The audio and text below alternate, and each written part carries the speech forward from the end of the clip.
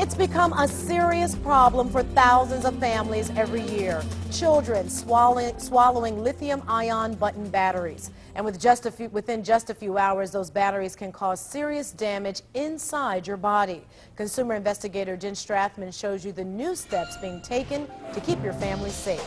Well, today a major button battery maker and nonprofit teamed up to raise awareness of this problem. The batteries are the same size as loose change. I'm holding one right now. It's so tough to see because it's about the size of a nickel. Some are even smaller, making it very hard for parents to know when their child has swallowed one. Went right here. At just 15 months old, Carter gave his parents the scare of a lifetime. The memory of those days won't ever leave his mother's mind. The guilt, the relief, the worry, and every emotion you can think of. It only took a matter of seconds for Carter to swallow this battery from his sister's booklight. But it took days before his family knew what was wrong. He wasn't gagging like there was something in there.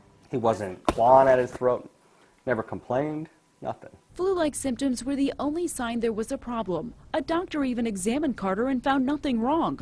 After 5 days, Carter's parents took him back to the doctor and insisted on an x-ray. It was lodged right below the collarbone. The following hours were agonizing as doctors rushed Carter into surgery to begin the delicate process of removing the tissue that now surrounded the battery. Carter survived. That was the point where I burst into tears. But that's not how the story ends for other families. 17 children have died, including this Cincinnati boy.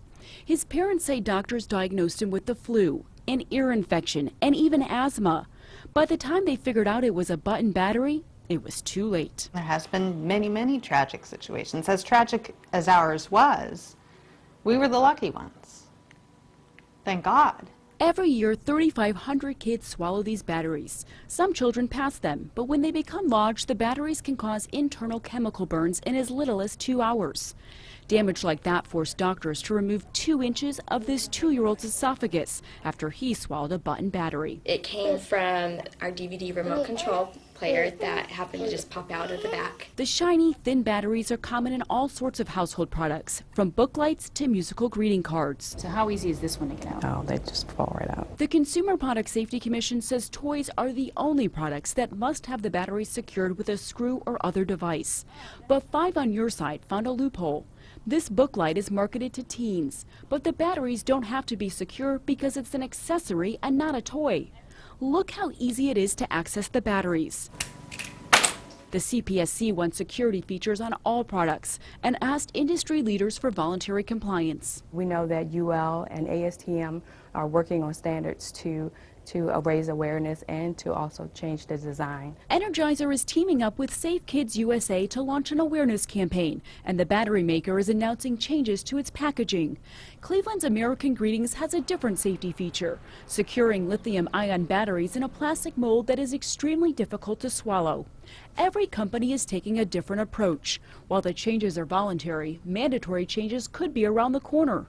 A bill in Congress would require better labeling and more secure batteries. Do you want the law or do you want the voluntary compliance? We want that hazard to stop, and whichever happens the quickest and is the easiest, that's what we want. Change can't come soon enough for parents who know how easily a product can become a hazard. It was great. We're promoting reading. It's a book light. It was an awesome gift until it all turned tragic so easily. Wow.